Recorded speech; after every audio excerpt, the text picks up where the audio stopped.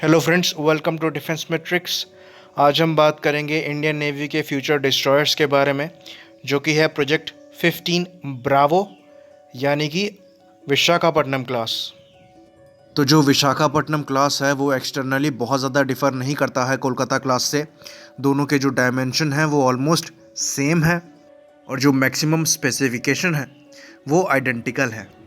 तो क्वेश्चन ये उठता है कि विशाखापट्टनम क्लास में ऐसा क्या डिफरेंट है कि ये इसे कोलकाता क्लास से अलग बनाता है। तो जो एक्सटर्नली डिफरेंस होगा वो ये होगा कि जो इसका ब्रिज डिज़ाइन है, यानी कि जहाँ पर आपके क्रू बैठ के ऑपरेट करते हैं सब कुछ, वो थोड़ा सा डिफरेंट होगा आरसीएस को इम्प्रूव करने के लिए। साथ ही साथ जो मास्ट का डिज़ाइन होगा, यानी कि जहाँ पर आपके रडार्स और सेंसर माउंट होते हैं, वो थोड़ा सा इम्प्रूव किया गया होगा इसके आरसीएस को इम्प्रूव करने के लिए।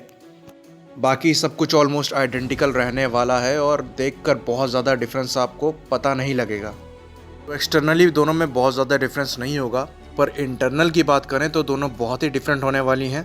इसका अंदाज़ा हमको इसी बात से लग जाता है कि अगर हम इंडियन नेवी की ऑफिशियल साइट की माने तो जो आईएनएस कोलकाता में क्रू रिक्वायरमेंट है वो टोटल 330 की है, जिसमें आपके 30 ऑफिसर्स हैं, 300 सेलर्स हैं। वेरएज जो विशाखापट्टनम की बात हो रही है वो हो रही है खाली 300 पूरे क्रूज़ की, जिसमें आपके 40 ऑफिसर होंगे और 260 सेलर्स होंगे।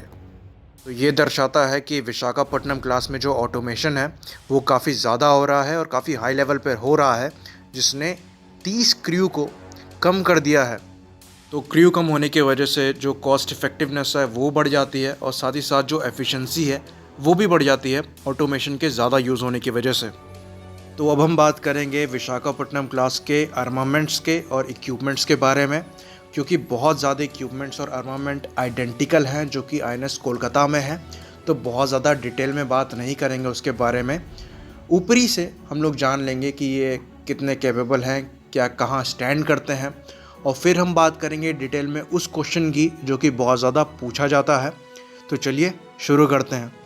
तो आईएनएस विशाखापट्टनम की बात करें तो इसमें जो इंजन लगा है या प्रपल्शन सिस्टम है वो Ukrainian Zorya M36E gas turbine plant है। इसमें 4 DT59 रिवर्सिबल गैस टरबाइंस हैं और 2 RG54 गियर बॉक्सेस हैं। तो ये सेम सिस्टम है जो कि आईएनएस कोलकाता में भी लगा हुआ है। जो इसे मैक्सिमम स्पीड प्रोवाइड कराते हैं वो 30 नॉट्स की है, यानी कि 56 किलोमीटर पर आवर की।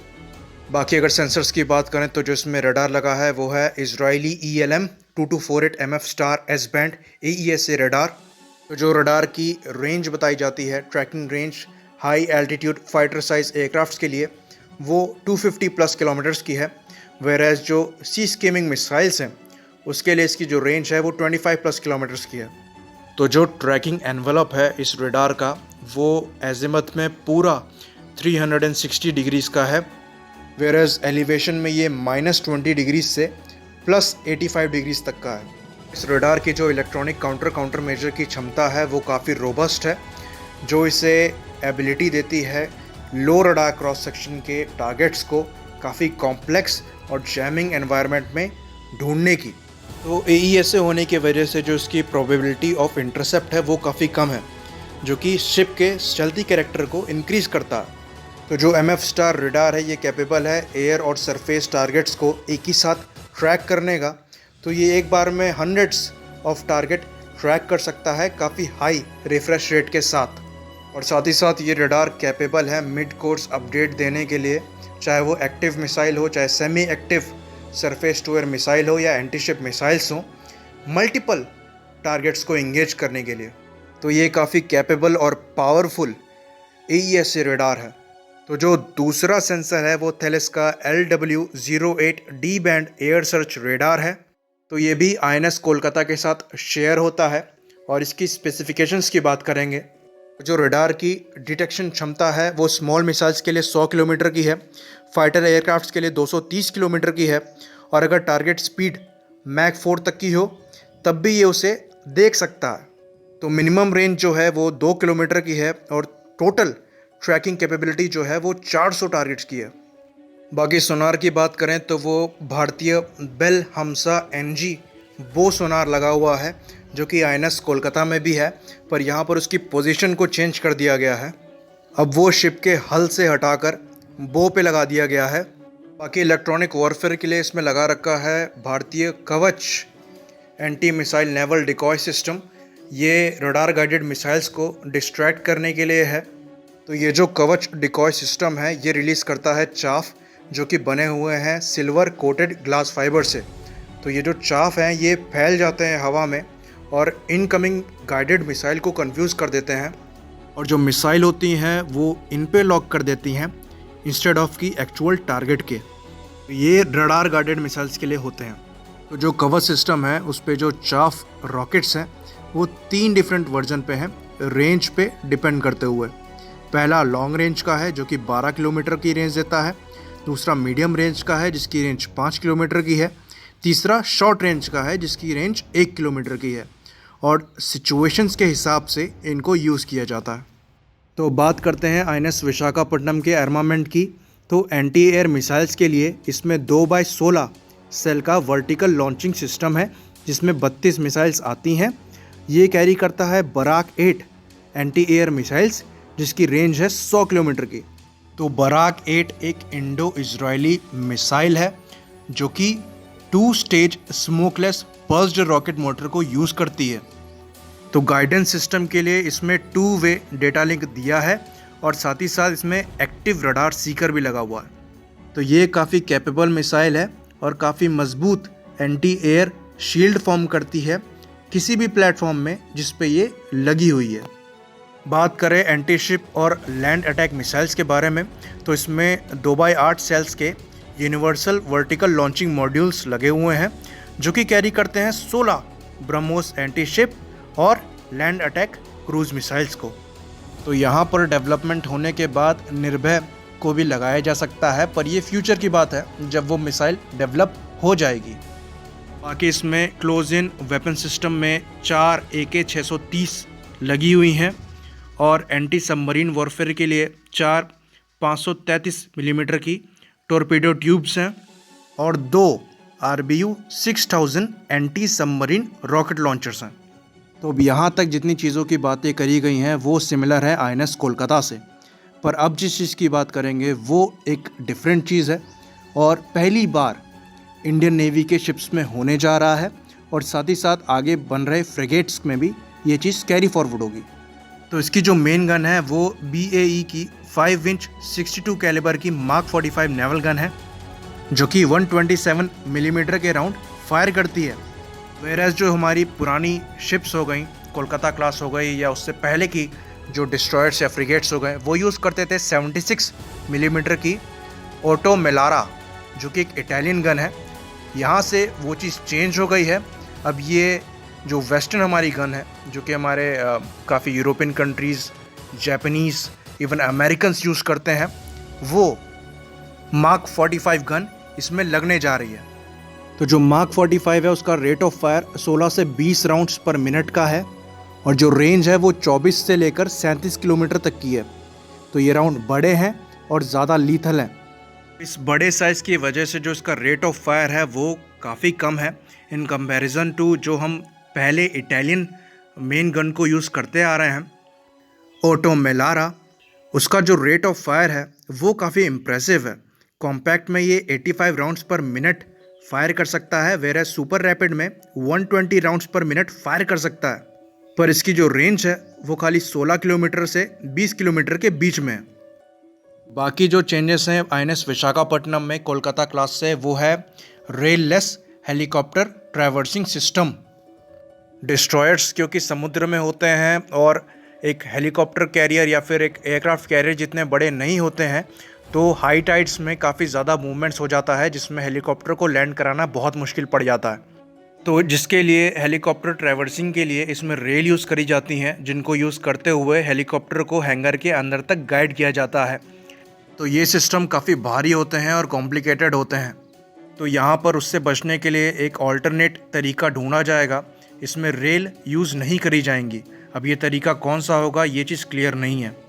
बाकी इसमें नेटवर्क सेंट्रिक वॉरफेयर की कैपेबिलिटी होगी जो कि हम जानते हैं कि हमारे जितने भी फ्यूचर प्लेटफॉर्म हो गए, चाहे वो LCA तेजस हो गया, चाहे वो फ्यूचर कॉमेट व्हीकल्स हो गए या फिर हमारे INS विशाखापट्टनम जैसे फ्यूचर डिस्ट्रॉयर्स हो गए, सब में होने जा रहा है। साथ ही साथ इसमें ऑटोमेटिक पावर मैनेजमेंट सिस्टम होगा और कॉम्बैट मैनेजमेंट सिस्टम होगा शिप डेटा नेटवर्क के साथ। तो यहाँ पर हम INS विशाखापट्टनम का चैप्टर क्लोज करेंगे और बात करेंगे उस क्वेश्चन की जो कि बार बार उठाया जाता है इंडियन नेवी के डिस्ट्रॉयर्स पे। तो क्वेश्चन ये उठता है कि जो हमारे इंडियन नेवी के शिप्स हैं उनका जो डिस्प्लेसमेंट है वो उसके अमेरिकन, जापानीज़ और चाइनीज़ काउंटर पार्ट के शिप्स के डिस्प्लेसमेंट के बराबर होने के बावजूद भी जो आर्मामेंट है वो उनके कंपैरिजन में काफ़ी कम रहता है, ऐसा क्यों? और इससे जुड़ा जो दूसरा क्वेश्चन है वो ये होता है कि हम 9,500 टन या फिर 12,000 टन के डिस्ट्रॉयर्स क्यों नहीं बनाते?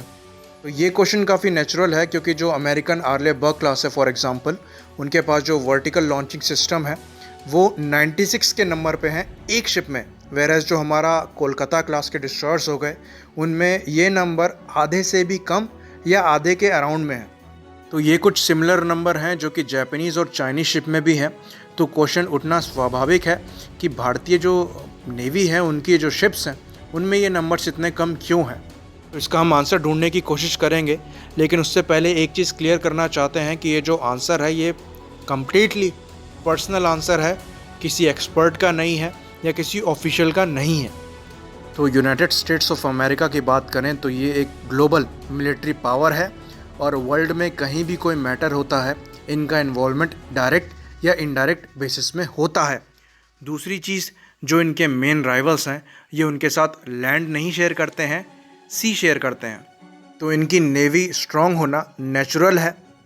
तो यही रीज़न है इनके इतने भारी मात्रा में एयरक्राफ्ट कैरियर्स यूज़ करने का और साथ ही साथ उसके लिए बैटल ग्रुप को मेंटेन करने का, हेवली आर्म्ड बैटल ग्रुप को मेंटेन करने का। तो US navy total 11 aircraft carrier operate करती है और एक एयरक्राफ्ट कैरियर के बैटल ग्रुप में 2 डिस्ट्रॉयर्स या फ्रिगेट्स होते हैं। और एक एयरक्राफ्ट कैरियर जो है वो बहुत बड़ा एसेट होता है किसी नेवी का, और साथ ही साथ ये बहुत ज़्यादा एक्सपेंसिव और बहुत ज़्यादा फायर पावर को कैरी करता है। तो इसको बचाना स्वाभाविक है और इसके बचाव में जो डिस्ट्रॉयर्स और शिप्स लगी रहती हैं उनका हेवली आर्म्ड होना भी स्वाभाविक है। तो ये तो बात रही यूनाइटेड स्टेट्स ऑफ अमेरिका की। अगर जापान की बात करें तो जापान एक ऐसी कंट्री है जो अपने राइवल्स के साथ लैंड शेयर नहीं करती हैं, सी शेयर करती हैं। तो इनकी नेवी का मजबूत होना स्वाभाविक है इनकी आर्मी और एयरफोर्स के कंपैरिजन में। तो ये जो डिस्ट्रॉयर्स यूज़ करते हैं वो ज़्यादातर यूनाइटेड स्टेट्स के जो डिस्ट्रॉयर्स हैं उन्हीं के प्लेटफॉर्म पे बने हुए हैं और साथ ही साथ साइज़ में बड़े होते हैं और ज़्यादा फायर पावर कैरी करते हैं। वहीं पर बात अगर चाइना की करें तो ये फ्यूचर में ग्लोबल पावर बनना चाहते हैं और उसी के हिसाब से अपनी मिलिट्री को एक्सपेंड कर रहे हैं। साथ ही साथ ये जिन जिन कंट्रियों के साथ अपने लैंड को शेयर करते हैं उनके साथ इनके डिस्प्यूट है, और कुछ कुछ कंट्रीज़ के साथ तो आइलैंड के नाम पे डिस्प्यूट्स हैं और कुछ कुछ कंट्रियों के साथ जो इनके वाटर वेज हो गए उनको लेकर डिस्प्यूट्स हैं। तो इनके इंटेंशंस के हिसाब से और इनके जो डिस्प्यूट्स हैं उसके हिसाब से इनकी मिलिट्री का एक्सपेंशन स्वाभाविक है और जो इनके डिस्ट्रॉयर्स हैं उनका हेवली आर्म्ड होना स्वाभाविक है।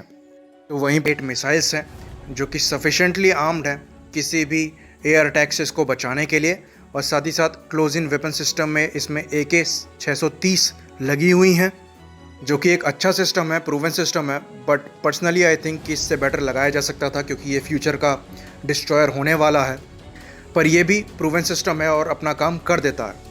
तो कुल मिला जुला कर एक ओवर आर्म्ड डिस्ट्रॉयर की रिक्वायरमेंट इंडियन नेवी की नहीं है क्योंकि हमारी ऑपरेशनल रिक्वायरमेंट ही वो नहीं है। दूसरी चीज़, हमारा जो डिफेंस बजट है वो इतना ज़्यादा नहीं है कि इतना सारा पैसा हम अपनी नेवी में लगाएं और बड़े बड़े एसेट्स को स्टेक पे डालें। हमें पैसा सेव करना होता है और आर्मी और एयरफोर्स में ज़्यादा लगाना पड़ता है क्योंकि उनका ऑपरेशनल इन्वॉल्वमेंट ज़्यादा होता है। और शायद यही रीज़न है कि इंडियन नेवी ने एक न्यूक्लियर एयरक्राफ्ट कैरियर का जो प्लान था उसको ड्रॉप कर दिया। आई होप आपको चीज़ें समझ में आई हो। तो इसी पर से ख़त्म करते हैं। लाइक करिए, सब्सक्राइब करिए। जय हिंद।